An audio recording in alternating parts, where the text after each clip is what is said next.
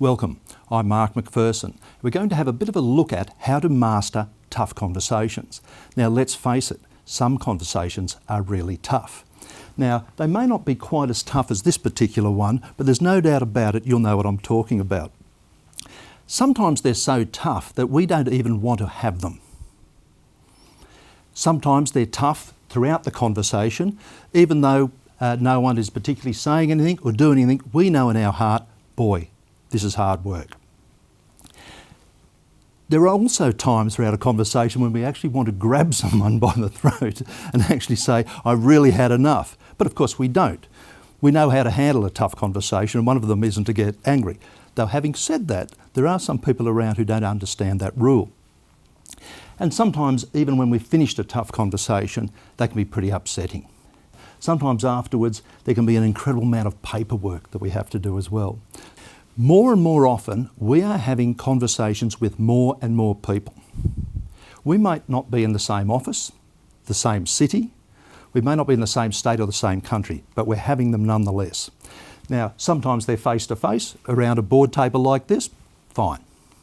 But other times, we're in these large offices where we're having conversations using technology and the person's just over the other side, or they may be well around the other side of the world.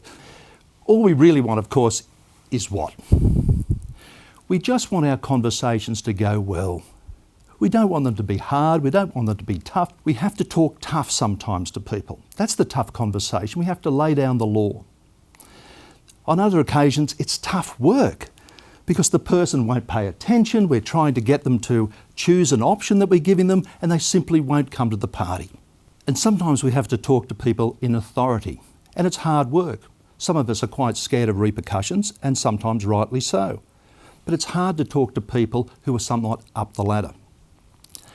On top of that, some conversations are really tricky because we're dealing with rather sensitive and delicate matters. This is what we want to do.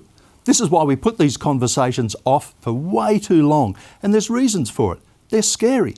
They're tough work. We don't want to see people burst into tears. We don't want to have to get emotional, and none of us really, though there are some of us of course who do, but none of us really want to have to lay down the law to people. I think there's three common mistakes. And I think they're so common that people don't even realise they're mistakes.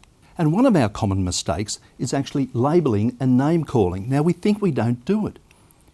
We pride ourselves on not being that sort of a person, but in actual fact you'd be surprised how often people say things like, oh, they're jealous, they're a clown, oh, they're incompetent, they're a fool. The other thing we do, I think, is we mind read. We like to think we know what's going on inside people's minds. Oh, I see what happened. I realise what's going on here.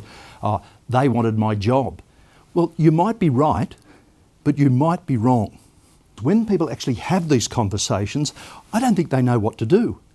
They don't know where to sit. Should they be here? Should they be looking at this? Is it okay if we have other people in the room? I think we need to take control.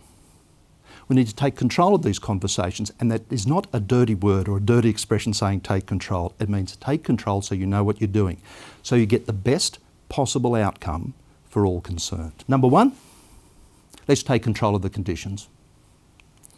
Number two, let's take control of what I call the scripts. And third, let's take control of what I call the deliveries. Now I say the deliveries as a plural for a very clear reason, and that's this. You sometimes have to deliver a tough conversation more than once. I had someone recently say to me, I had that conversation, it didn't stick.